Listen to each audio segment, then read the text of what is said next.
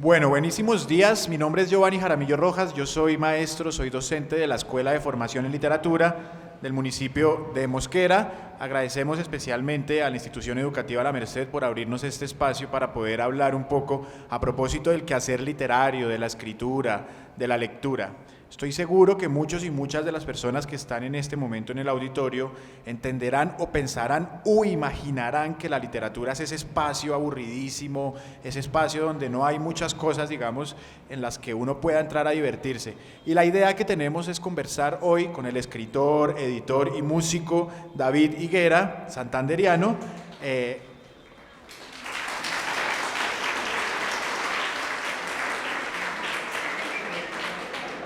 Empezamos bien, David. Muy bien. Y que podamos hablar a propósito del quehacer literario. Estoy seguro, incluso, que muchas de las personas que están acá están interesados en contar historias. Siguen series de televisión, siguen películas, siguen incluso youtubers, y todo esto son formas literarias que se han expandido y que se han extendido hacia otros lenguajes, como el audiovisual. Entonces la idea es que podamos conversar un poco. Si alguien tiene una pregunta, vamos a tener al final, digamos, una ronda para que también le podamos preguntar a David a propósito de su quehacer, de las historias. Él se especializa en algo que a mí me parece una cosa mágica, y es la literatura infantil, la literatura adolescente y la literatura juvenil. Y es el líder de una editorial que se llama David Higuera Editores. ¿Tá? Entonces, bueno, bienvenidos, bienvenidas, y empezaremos charlando. Ahí va. La primera pregunta, pues, es el lugar común que siempre todos nos preguntamos cuando tenemos a un artista enfrente, y es: ¿cómo llegas a darte cuenta que tienes este talento y cómo lo proyectas? ¿En qué momento te diste cuenta que querías contar historias y que eras un escritor? Hola, buenos días, gracias a todos. Bueno, mi primer encuentro con la literatura o con la escritura, más que todo porque con la literatura sí fue como a los 9 años. Ese fue mi primer encuentro con la literatura. Recuerdo que en el colegio llevábamos una cartilla y decían: vamos a leer la página 12, la historia que salía ahí, que era Nacho, Coquito Leo, cosas así por el estilo. Pero dentro del colegio todos los salones tenían un bibliobanco en ese momento, y siempre me iba más a la sección de literatura para los grados más adultos y tomaba esa literatura. Empecé leyendo un libro bastante gruesito que existía, tendría por ahí unas 800 páginas, pero era más formato texto, es decir, que era un libro grande, y ahí lo que venía era como una compilación o recopilación de muchas historias alrededor del mundo que hablaban acerca de personas, líderes, que en algún momento dijeron: oiga, yo voy a proteger este humedal, voy a proteger este bosque, resulta que aquí están matando los zorros y voy a proteger los zorros. Entonces, cómo esas personas, digamos, tomaron la iniciativa de ir a proteger una planta, un animal, y eso transformó muchísimo mi forma de pensar. También se ve reflejado en mi literatura porque yo escribo mucho y siempre voto un temita que tenga que hablar acerca de la conservación ambiental, de la protección del agua. Entonces eso marcó mi literatura. Ahí me encuentro con la literatura, pero con la escritura fue en la universidad. Resulta que en la UIS en Santander hay una asignatura que se llama Aprender a Aprender, y Aprender a Aprender la dirige un director de teatro. Entonces este director de teatro se enfoca en generar talleres de diferentes temáticas, de música, de teatro, audiovisual y también de escritura. Y el primer cuento que escribí fue relacionado de cómo surge la escritura en el mundo, o sea, en la vida, en las personas o en las comunidades o en las civilizaciones. Ese fue mi primer cuento. El profesor no me lo valió, me dijo que no lo había hecho yo, que la forma en la que estaba escrito no era de una persona de pronto de pueblo, ¿sí?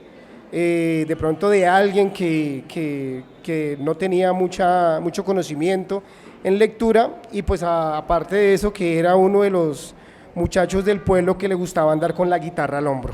Entonces como que me veía como que no, este man se la pasa jugando ajedrez, se la pasa tocando guitarra, no creo que lea, no creo que escriba. ¿De dónde lo sacó? Entonces tuve que escribirle otro cuento para que me creyera, y tuve que escribirlo ahí delante de él. Entonces afortunadamente me surgió una historia entre el juego a las escondidas clásico de los niños, pero lo llevé al universo. Entonces era la historia en el que los luceros y las estrellas estaban jugando a las escondidas y un lucero se estrella por error, por estar tratando de correr contra la luna.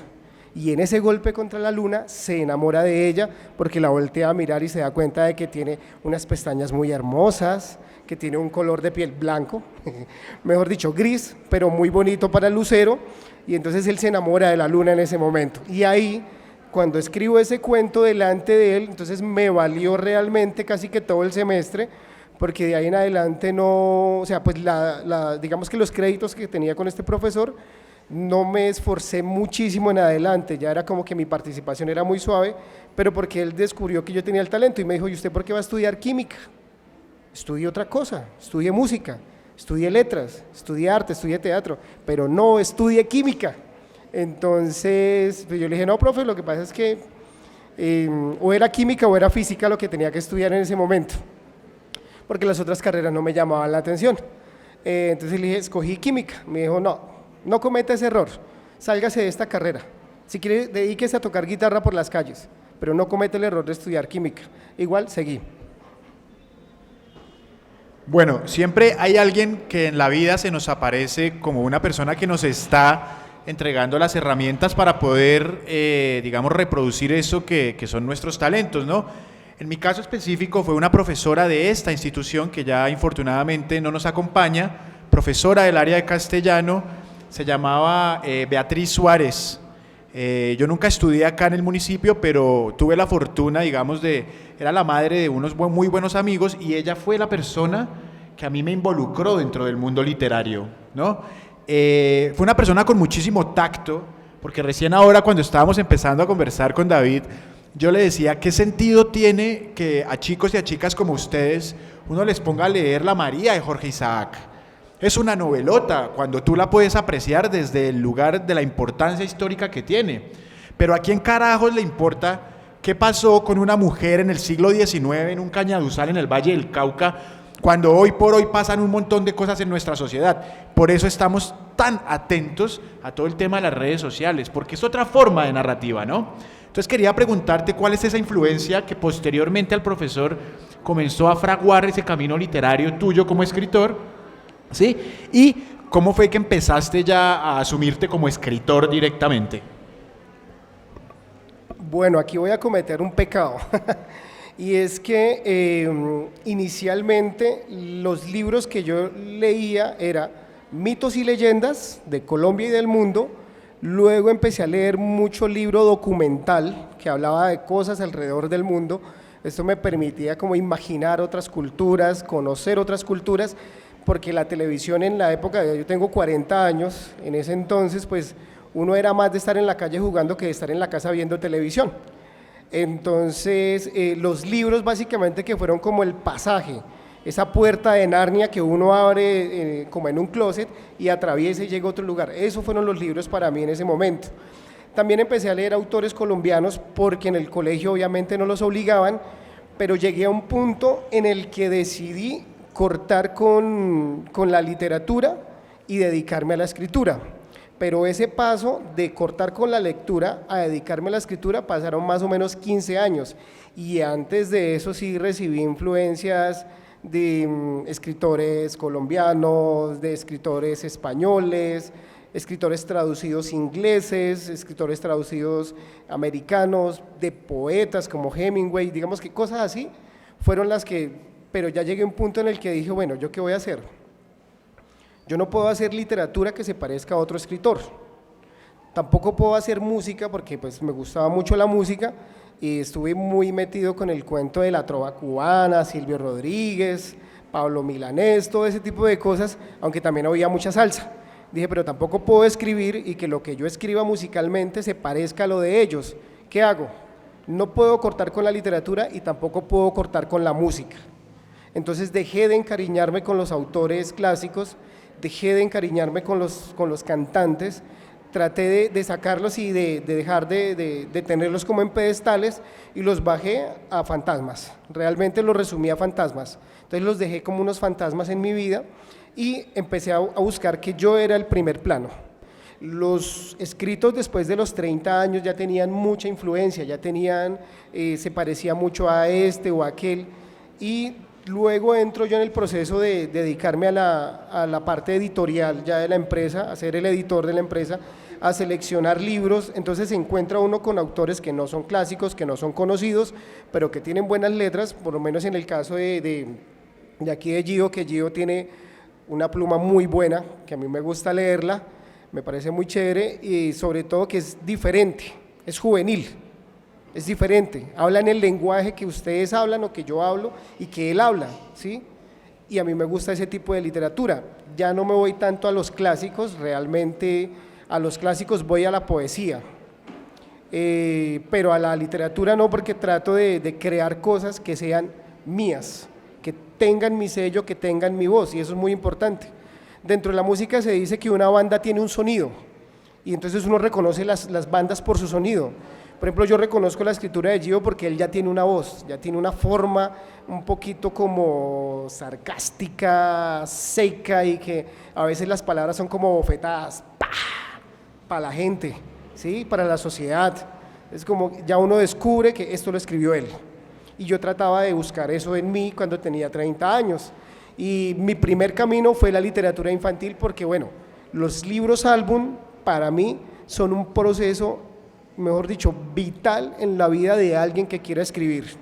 La transformación de las letras a imágenes es vital para alguien que desee dedicarse a la escritura.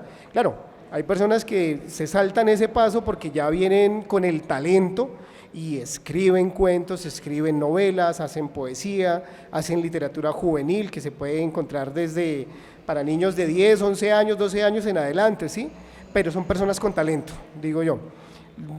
Digamos que mi formación no fue tanto de academia de literatura, pero sí más de roce con escritores porque me dediqué a trabajar mucho tiempo en editoriales como, no sé, Educar, Libros y Libros, Norma, que ellos, uno ahí tiene como la posibilidad de conocer diferentes escritores, y ahí empecé a escuchar, a ver qué se estaba moviendo, asistía a todas las ferias internacionales del libro para mirar qué se estaba escribiendo, cómo lo estaban escribiendo, quién lo estaba escribiendo, quién lo ilustraba, quiénes eran los premios internacionales de literatura infantil y quiénes se ganaban los premios en ilustración y por qué lo hacían, cómo lo hacían. Entonces, ese proceso de indagar también forma, también genera formación en uno. Ya después con el tiempo estudié pedagogía y ya fue otra cosa porque me decepcioné. Gracias, David. Bueno, ¿hay alguien acá en el auditorio que quiera hacer una fotocopia de otra persona? ¿O todos creemos y todas creemos que queremos ser originales? ¿Ustedes creen que se puede ser original en este mundo? ¿O que estamos condenados simplemente a reproducirnos, a hacer una repetición de muchas personas? Cuando nosotros nos acercamos al mundo del arte, chicos y chicas, estamos animándonos a expresarnos. Y nadie tiene una vida aburrida, nadie tiene historias que no importen, todos tenemos la posibilidad de expresarnos, ¿eh? La literatura, por supuesto, es una de esas maneras. Pero levante la mano a quién le gusta acá Bad Bunny. A nadie le gusta Bad Bunny. Acá hay 1, 2, ¿qué más? 3, 4, 5. Muy bien, perfecto. Vamos a cambiar de género. ¿A quién le gusta la música ranchera? Muy bien, perfecto. ¿Hay alguien aquí a quien le guste el rock and roll? Vamos, upa. Vamos todavía, no muere el rock and roll. Yo que pensé que estaba muriendo. Muy bien.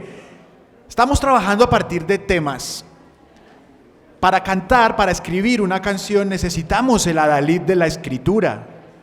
Necesitamos pensarnos como personas que queremos expresar algo, y eso lo hace Bad Bunny, eso lo hace Vicente Fernández, y eso lo hace una banda como pueden ser, qué sé yo, los Sex Pistols. ¿Está?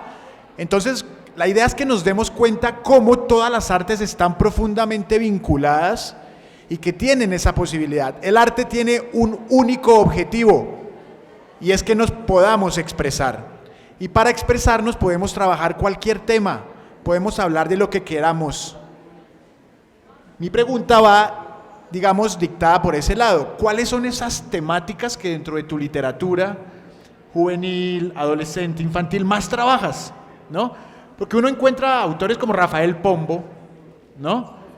Y son fábulas, y que tienen fábulas, ojo, tremendas, ¿no? Porque además muchos autores y autoras comienzan a pensar que la literatura juvenil o infantil es simplemente para los niños y para los jóvenes. Y a veces uno con películas infantiles se encuentra con reflexiones que son para gente vieja. Bueno, por ejemplo, vamos a mencionar lo de Pombo. El gato Michín de Pombo es la historia de un guerrillero. No es la historia de un gato que de pronto un día se las da de vándalo, no.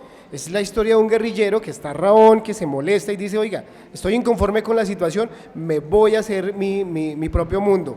Y la historia de la pobre viejecita es hablando de Estados Unidos, que es un país que tiene absolutamente todo, pero que no se conforma con lo que él tiene, sino que se viene a otros países más pequeños a poder llevarse lo que él tiene allá. Entonces, si uno analiza la literatura de Pombo, en la literatura de Pombo podemos hacer una radiografía social y política de Colombia y también de fuera de Colombia. Entonces, no es, uno lo pensaría como literatura infantil, pero de pronto no es literatura infantil, ¿cierto? Pero se puede leer como un libro infantil. Ahora, dentro de lo que estoy escribiendo ahorita, por lo menos este libro del Reino de los Nidos Dorados, es una obra infantil, pero el Reino de los Nidos Dorados yo lo comparo con Colombia.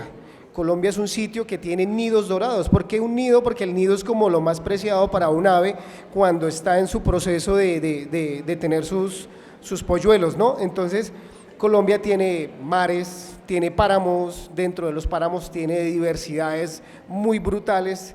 Entonces, para mí esto es Colombia, el Reino de los Nidos Dorados, pero es una fábula transmitida para niños, pero dentro de esta fábula yo hablo acerca de un proceso que vive ese reino en el cual ellos quieren elegir su próximo sucesor al trono, y cómo lo hacen. Entonces hago una radiografía de la política colombiana. ¿Por qué? Aparece un pavo real, el pavo real vive en una zona cálida y extiende sus plumas y dicen, vea, yo soy el más bello de todas las aves, miren estas plumas, ¿quién las tiene? Y todos, ay sí, este debe ser el rey. Y luego aparece el águila toda enojada, ¡silencio! Yo soy el águila que controla todo desde encima, desde el cielo, todo lo veo, todo lo controlo, yo soy el político que merece ese reino, ¿cierto? Y entonces hay un pingüino por ahí, chistoso, que llega y le pregunta al pavo real, bueno, ¿y usted sí tiene la capacidad política de ir a solventar o a resolver los conflictos que tenemos en el extremo sur con los leones marinos o no? Y el pavo le dice, no, yo soy un pavo que vive aquí en clima cálido, tranquilo, me he visto y vivo bien y me dedico a conquistar las pavas de la comarca. Entonces luego cuando llega el águila y se posesiona y dice, no, es que yo soy el que tiene que ser, el pingüino le dice, bueno, ¿y usted qué va a hacer con las aves pequeñitas en el tiempo de invierno? ¿Se las va a comer o las va a cuidar? ¿Sí? Entonces este pingüino empieza a cuestionar a los políticos y a decirles que, bueno, ¿ustedes qué? ¿Ustedes qué es lo que le van a generar a este reino de los nidos dorados? Y entonces, digamos que a través de la literatura y de las fábulas uno puede inclusive hablar de su país y transmitir este tipo de cosas. Ahora, ¿qué toco yo dentro de mi literatura? Por ejemplo, hace 2 meses tuve un proceso bastante gris y escribí un poema que se llama Quiero morir. Y después de que lo terminé, sentí como una especie de tranquilidad y me pude tranquilo acostar a dormir. Entonces la literatura también es un ejercicio social en el cual uno puede, digamos que, sacar a flote lo que está sintiendo por una situación que está pasando y al mismo tiempo hacerse como un proceso psicológico y ayudarse. Pero también hablo de política, también hablo de la sociedad. Hace poco escribí un cuento que está relatado desde la voz de un soldado, y es que él me contó la historia hacia vuelo de pájaro. Me dijo, una vez tuvimos que caminar muchísimos días en medio de una selva que no veíamos el sol, ellos le llaman el tapete, no ven el sol, porque tenían que ir a un páramo. Cuando llegaron a ese páramo, uno de los compañeros de él se comió por allá unas pepas, algo así que llevaba, se enloqueció y agarró un frailejón de 1,5 metros, 2 metros más o menos de alto, a golpes porque estaba loco, y lo tumbó y lo derrumbó. De pronto ese soldado no sabía lo que estaba haciendo ahí porque derrumbaron un frailejón de 1,50 de alto. Él cuenta que desde el día en que tumbó el frailejón no les paró de llover durante 3 meses. Durante 3 meses no les paró de llover, solamente hizo buen sol el día que ellos se iban a ir de ahí. Y cuando se encontraron de camino con uno de esos chamanes de la selva, el chamán les dijo, es que esa era la maldición del frailejón. Ustedes tumbaron un frailejón, ustedes dañaron un frailejón, algo hicieron ustedes, pero para que durante 3 meses les lloviera en ese páramo, es porque algo hicieron. La maldición del frailejón. Entonces, ahí escribí yo el cuento La maldición del frailejón. Digamos que, ¿qué me inspira entonces? Me inspira absolutamente todo lo que pueda generar un proceso de literatura en mí. Puede ser algo emocional mío, puede ser una situación que ocurre en el país, una cuestión que le pasa a alguien, algo que yo veo en las noticias. No siempre escribo para mí o desde mí, siempre escribo desde lo que me toca, me mueve, me conmueve, me genera un conflicto, siempre escribo desde ahí. Y a veces estoy en medio de una charla y alguien da una frase y yo digo, hey, esa frase está buena, pero yo la anoto, y tengo como 20.000 notas en el celular de posibles cosas que algún día escribiré. Ok, perfecto. David Higuera no solo es escritor, es decir, no solo es la persona que trabaja con historias y que le da sentido a la realidad a partir de historias que muchas veces pueden ser fantásticas, pero que provienen de la realidad, de aquello que conocemos como realidad. David también es músico y David también es editor. ¿Alguien sabe acá qué significa ser un editor o una editora? Los textos los escriben los escritores y las escritoras, ¿no? Pero están también los editores y las editoras, que son las personas que no perfeccionan un texto, que no mejoran un texto, sino que se encargan de pulir la voz del escritor o la escritora, ¿no? Entonces te quería preguntar primero por el tema también de la vinculación con la música, ¿sí? Si escribes también canciones y si las interpretas por medio de tus bandas o de tu quehacer musical. Y segundo, ¿qué es más difícil y qué es más fácil? ¿Es más fácil escribir y más difícil editar? ¿O es más fácil editar y más difícil escribir? Bueno, en cuanto a la música, tengo más o menos como unas 12 canciones. Al principio empecé a escribir desde mis sentimientos, de lo que estaba sintiendo. Podía ser que estaba enamorado, podía ser que acababa de terminar una relación, o podía ser que de pronto una chica me dijo, no, te quiero como un amigo, y me daba una palmadita en la espalda. Entonces de pronto desde ahí surgían las letras. Ya luego digamos que crecí un poquito en el aspecto de la escritura y empecé a escribir desde las situaciones de otras personas que veía. Después pasé a hacer música un poquito social y ahorita hago como una especie soy como un escritor de canciones a pedido. Entonces tengo un amigo que tiene un grupo vallenato, tengo un amigo que tiene un grupo de rancheras y me dice, ¿por qué no más una canción enfocada a esas manes que se encargan de enamorar mujeres pero que realmente no las aman, sino que solamente quieren jugar con ellas? ¿Por qué no más una canción de esas? Y yo, bueno, está bien, entonces empecemos. Y pues afortunadamente tengo una muy bonita relación con mi guitarra desde hace 20 años, entonces digamos que nos entendemos muy bien. Mi guitarra y yo nos llevamos súper bien, yo le digo quiero hacer esta y ella me dice pues bueno, empiece a mirar por dónde quiere ir. Entonces yo empiezo a buscar los acordes, pero no es fácil, realmente no es fácil encontrar ese tono o ese acorde. Y en cuanto a editar y escribir, las dos son muy difíciles. Yo escribo, pero yo no me edito, ni yo no me corrijo. Yo escribo, pero si me preguntan si es fácil para él, que es editor, escribir y publicar, no. Yo escribo y lo que yo escribo yo se lo envío a 3 personas más o menos. Una que es mi correctora, a escritores para que me lean y me digan, sí, no sé qué, pero la voz de mi correctora es como la que más palo me da. Entonces yo cuando escribo mis cosas no me edito y tampoco me corrijo, eso se lo hago con otras personas, pero que sí hago con los escritos que vienen, eso sí lo reviso teniendo uno como en cuenta de la literatura que está surgiendo, qué se puede estar leyendo, ahí me enfoco en este escritor me sirve para meterlo dentro del proyecto, este escrito me sirve y entonces uno va como organizando las ideas de los escritores. Ahorita estoy trabajando en la novela de un periodista del Espectador, ya retirado, que fue compañero de colegio de este señor protagonista de la novela de Satanás, no de Mario Mendoza, sino de el asesino de Poseto. Él se llama Campo Elías. Bueno, entonces ellos dos, el periodista del Espectador y Campo Elías, fueron muy amigos desde niño, y en el libro hay una historia que les voy a contar, y es que él tenía más o menos unos 9 años, estaba en el parque de Bucaramanga, el papá lo llevó al parque de Bucaramanga, lo puso y le dijo, vaya, súbase en ese rodadero y brinque. Y mientras él estaba en el rodadero, el papá se sentó en una silla y se disparó acá. Y él tuvo que ver esa imagen y tendría por ahí unos 9, 8 años. Entonces tal vez eso generó el detonante de lo que pasó aquí en Poseto. Pero... Ok, perfecto. ¿Alguna pregunta? La que sea, sin miedo, sin temor. ¿Cómo es tu nombre? Mi nombre es Desiree. ¿De qué grado? Del grado 1001. De 10º, bueno, perfecto, mira.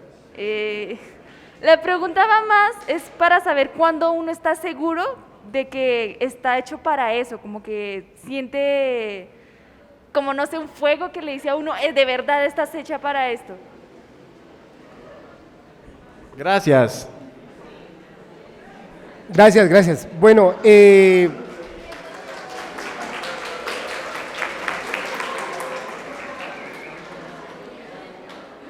tengo una pregunta para como alguna vez un amigo abogado me dijo no me responda con preguntas, pero el camino de las preguntas es muy bueno porque esclarece el panorama.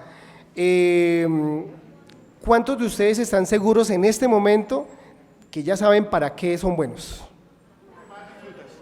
Ok, bueno, ahí está el secreto para saber para qué soy bueno, ¿sí? Pues hay gente que es buena para dormir y disfruta dormir, ¿cierto? Pero, por ejemplo, ella ya sabe que es buena para la actuación, porque ahí está libre, ahí se siente tranquila, ahí se puede expresar y ahí ella se conoce a sí misma. Entonces, ¿qué pasa? Cuando uno está haciendo algo, bien sea un moldeado de una piedra, bien sea el tallado de un árbol, pero uno está tranquilo ahí, uno se puede expresar a través de eso y uno puede crear a través de eso algo que la gente normalmente no puede crear. Ahí es cuando uno dice, para esto es que yo soy bueno.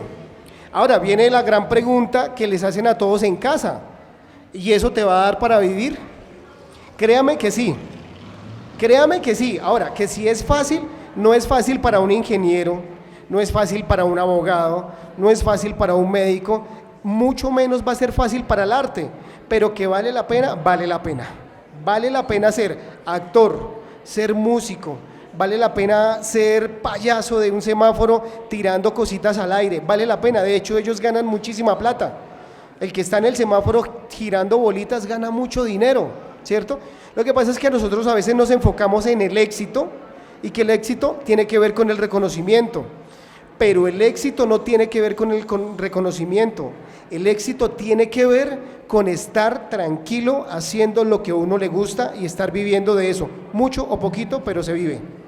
Creo que el verdadero éxito entonces es la realización personal y el arte nos brinda esa posibilidad, así que están invitados, invitadas a que se animen a expresarse, a decir lo que sienten, a decir lo que piensan.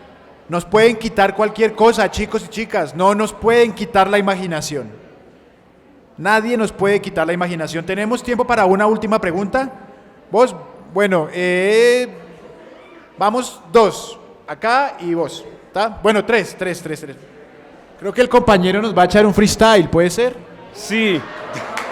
No, mentiras, no. Bueno, soy Inver Hernández de 1001. ¿Aló? Soy Inver Hernández de 1001. Y pues no, mi pregunta era, o sea, respecto al tema que estábamos hablando ahorita, sobre el que uno es bueno. O sea, si uno está seguro de si uno es bueno para una cosa. Y pues un ejemplo, ¿será que si uno puede mostrar talento en cierta cosa, digamos, me encanta esto y muestro mucho talento en esto, puedo decir que he ganado hartas medallas en X deporte o no? pero al pasar de los años cambio a otra forma de pensar y digo, no, pues me gusta esto de acá. Sin embargo, tengo talento en esta otra cosa, pero me gusta aquella.